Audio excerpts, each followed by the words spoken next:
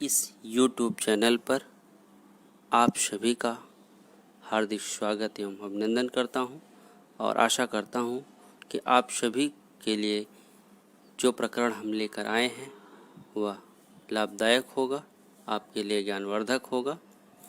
आज का प्रकरण है सॉयल एंड इट्स टाइप्स, अर्थात मृदा और उसके प्रकार।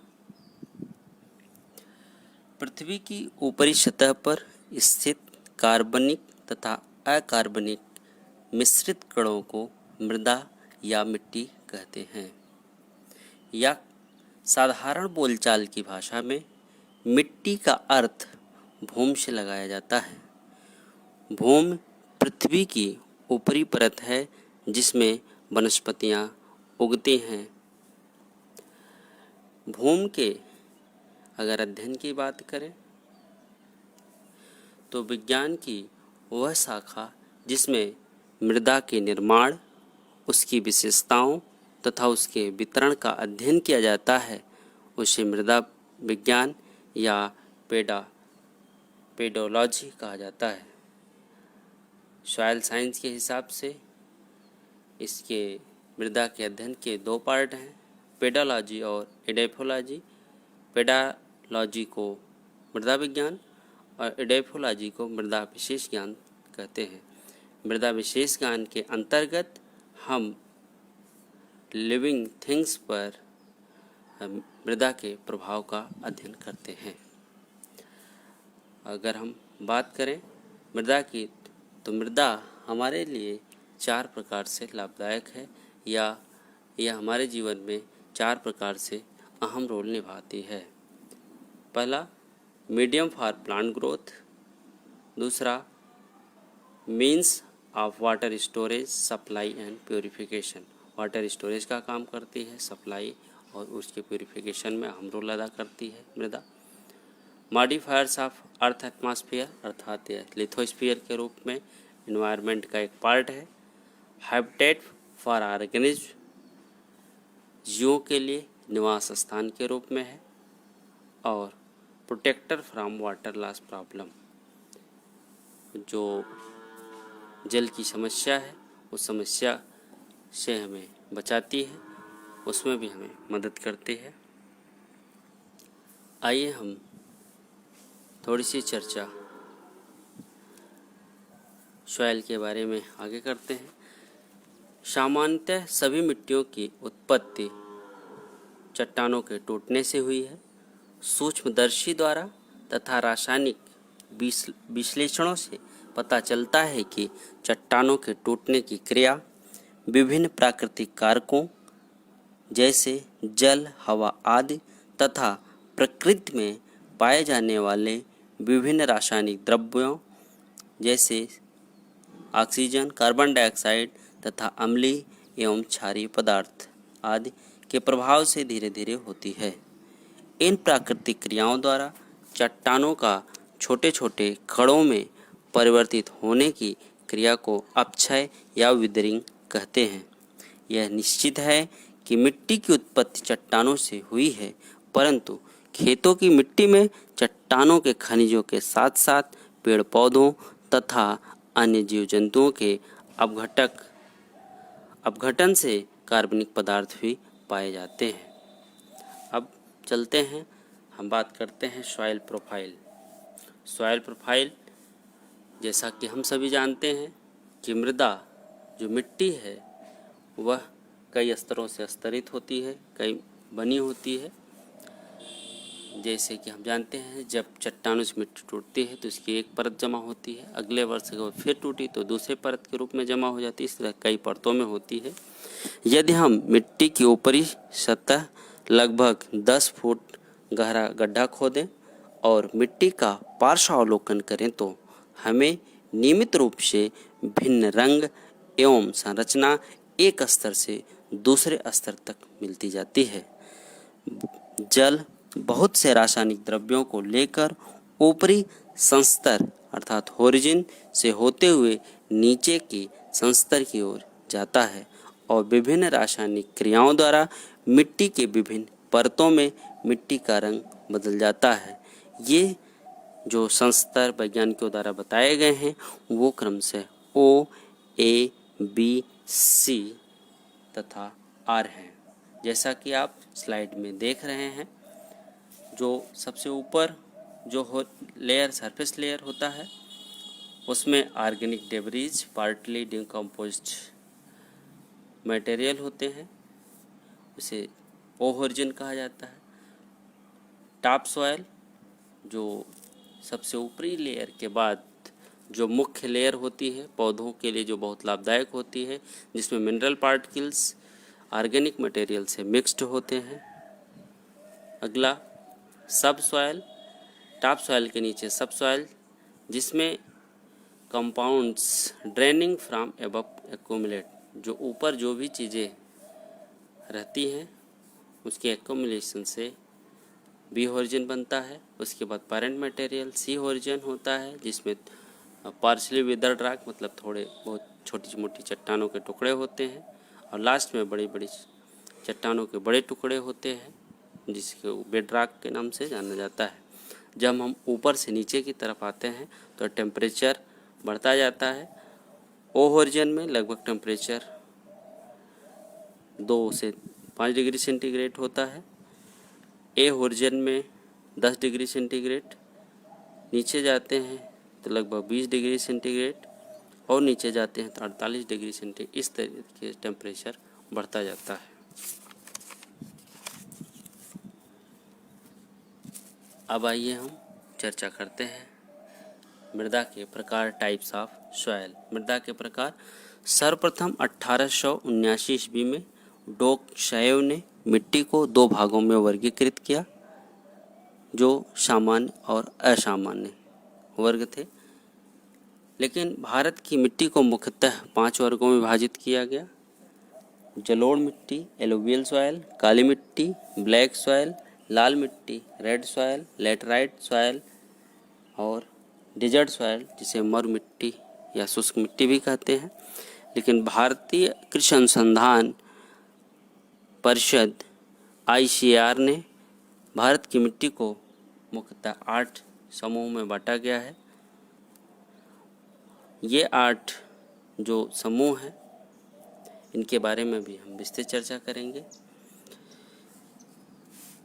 इन मृदा मिट्टी के संरक्षण के लिए 1953 में केंद्रीय मृदा संरक्षण बोर्ड की स्थापना की गई। आइए हम इन 8 समूहों पर थोड़ी सी चर्चा करते हैं। जलोढ़ मिट्टी, जिसे हम दोमट मिट्टी भी कहते हैं, क्षेत्रफल की दृष्टि से भारत में सबसे अधिक 40% क्षेत्रफल पर जलोढ़ मिट्टी मिलती है। यह गेहूं के लिए अच्छी मानी जाती है। इसका निर्माण नदियों के निक्षेपण से होता है। इसका निर्माण बलुई तथा चिकनी मिट्टी से होता है।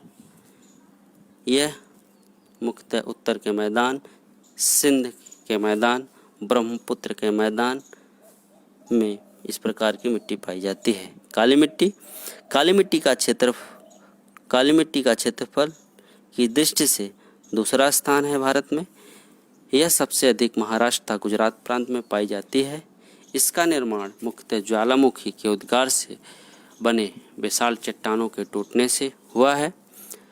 दक्षिण भारत में काली मिट्टी को रेगुर मिट्टी के नाम से भी जाना जाता है, और इसे हम उत्तर भारत में केवाल तथा केरल में साली के नाम से भी जानते हैं। काली मिट्टी कपास के लिए उत्तम मानी जाती है, और ऐसा माना जाता है कि आयरन की अधिकता के कारण ये मिट्टी काली होती है। लाल मिट्टी, क्षेत्रफल की दृष्टि से लाल मिट्टी का तीसरा स्थान है। इसका निर्माण ग्रेनाइट चट्टानों के टूटने से हुआ है। सबसे अधिक लाल मिट्टी तमिलनाडु राज्य में पाई जाती है। आयरन ऑक्साइड की अधिकता के कारण यह लाल दिखाई देती है। इसमें मुख्यतः मोटे अनाज की पैदावार अच्छी होती है। लैटेराइट मिट्टी, क्षेत्रफल की दृष्टि से इस मिट्टी का चौथा स्थान है। इस मिट्टी में लौह ऑक्साइड तथा एल्युमिनियम ऑक्साइड की मात्रा अधिक होती है। यह चाय, कॉफ़ी तथा काजू के लिए अच्छी मानी जाती है। यह असम, कर्नाटक, तमिलनाडु आदि राज्य में इसकी अधिकता होती है। पर्वतीय मिट्टी, इस मिट्टी में कंकड़ पत्थर की मात्रा अधिक होती है। इस पर मुख्यतः बागवानी कृषि होती है। इस मिट्टी में मुख्यतः मसालों तथा फलों की खेती होती है। लवणीय या क्षारीय मिट्टी, लवणीय मिट्टी को क्षारीय मिट्टी, रेह मिट्टी, ऊसर मिट्टी आदि के नाम से भी जाना जाता है। यह मिट्टी उन क्षेत्रों में पाई जाती है जहां जल निकास की बेहतर सुविधा नहीं होती। लवणीय मिट्टी का निर्माण मुख्यतः समुद्र तटीय मैदानों में होता है। इस मिट्टी में नारियल की उपज अच्छी होती है। जैव मिट्टी या पीट मिट्टी या दलदली मिट्टी, यह मिट्टी फसल के लिए मुख्यतः अच्छी नहीं होती। शुष्क या मरुस्थलीय मिट्टी, यह मिट्टी ऐसे स्थानों पर पाई जाती है जहां पर वर्षा कम होती है। यह तिलहनों, ज्वार, बाजरा आदि के लिए अच्छी मानी जाती है। अब हम देखते हैं ग्राफिकल डिस्ट्रीब्यूशन ऑफ सॉयल। ये मिट्टी का डिस्ट्रीब्यूशन भारत में कहाँ है, जैसा कि आप देख रहे हैं फॉरेस्ट एंड माउंटेन टाइप की जो मिट्टी है वो ग्रीन से दर्शाई की गई, हरे रंग से। एलुवियल सॉयल जिसको हम हल्के हरे रंग से दर्शाया गया है। रेड एंड येलो सॉयल को पिंक कलर से दर्शाया गया है और ब्लैक सॉयल को स्लेटी रंग से दर्शाया गया इस मानचित्र में, और लेटराइट सॉयल को हल्के पिंक कलर से दर्शाया गया है और अरिड सॉयल को येलो कलर से दिखाया गया है, जैसा कि आप इस मैप में देख पा रहे हैं। आइए हम इस मृदा और उसके प्रकार तथा उसकी संरचना पर एक छोटा सा वीडियो क्लिप के माध्यम से हम अध्ययन करते हैं। उपजाऊ मिट्टी लेते हैं और देखते हैं कि उसमें क्या होता है। सबसे पहले हम थोड़ी सी मिट्टी को एक बर्तन में लेंगे और इस बर्तन को एक ढक्कन से ढक देंगे। फिर हम उस बर्तन को थोड़ा सा गर्म करेंगे। यदि सूर्य की रोशनी तेज हो तो हम उस बर्तन को कुछ घंटों के लिए धूप में भी खुला रख सकते हैं। फिर हम ये ढक्कन हटा के देखेंगे। देखिए, ढक्कन पर तो पानी की कुछ बूंदें दिखाई दे रही है। ये कहाँ से आया? हमने तो इसमें पानी नहीं डाला था, हमने इसमें सिर्फ मिट्टी ही भरी थी। तो इससे हमें यह पता चलता है कि मिट्टी में पानी भी मौजूद होता है और जब हम इसे गर्म करते हैं यह पानी वाष्प में बदल जाता है और बाद में जब यह भाप या वाष्प ढक्कन से टकराती है तो यह ठंडी होकर पानी की बूंद में बदल जाती है। तो अब आपको पता चला बच्चों कि मिट्टी में पानी होता है जिससे कि पौधे अपनी जड़ों को अवशोषित करते हैं। अब हम थोड़ी सी मिट्टी को एक बर्तन में डालेंगे और इसके ऊपर पानी डालेंगे। देखिए, इसमें कुछ पानी के बुलबुले उठ रही हैं। इसका मतलब क्या हुआ? बिल्कुल सही, इससे यह पता चलता है कि मिट्टी में हवा भी मौजूद होती है। जब हम इसमें पानी डालते हैं, मिट्टी के कणों के बीच जो जगह खाली होती है उसमें हवा मौजूद होती है और यही हवा बुलबुलों के रूप में बाहर निकलती है। तो मिट्टी में मौजूद हवा पौधों की जड़ों को सांस लेने के लिए ऑक्सीजन प्रदान करती है। कई जीव जैसे कि केंचुए आदि भी मिट्टी में रहते हैं। वे सांस लेने के लिए मिट्टी में मौजूद इसी हवा का इस्तेमाल करते हैं। अलग अलग प्रकार की मिट्टी में पानी और हवा को सोखने की क्षमता अलग अलग तरह से होती है। यदि हम सिर्फ अपने आसपास ही देखेंगे तो भी हम यह कह सकते हैं कि मिट्टी कई प्रकार की होती है। लेकिन बच्चों, यह बताओ कि ये अलग अलग कैसी होती है? यदि हमें यह जानना है कि विभिन्न प्रकार की मिट्टी में क्या अंतर होता है तो हमें यह जानना होगा कि मिट्टी में क्या क्या मौजूद होता है। चलिए हम बगीचे में से मुट्ठी भर मिट्टी ले आते हैं। अब हम एक कांच का गिलास लेते हैं और इसके 3/4 भाग में पानी भर देते हैं। अब हम पानी में मिट्टी को मिलाते हैं और पानी को एक लकड़ी से हिलाते हैं। इसके बाद इसे कुछ देर के लिए बिना हिलाए रख देते हैं।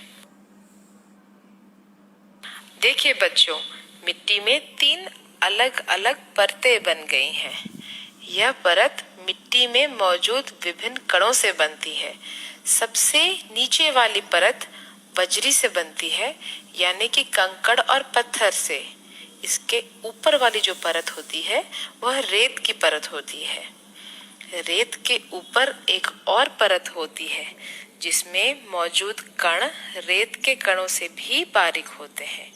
इसे चिकनी मिट्टी कहते हैं। तो चिकनी मिट्टी का कण सबसे छोटा होता है। देखिए तो जरा गौर से, पानी के ऊपर कुछ तैर रहा है।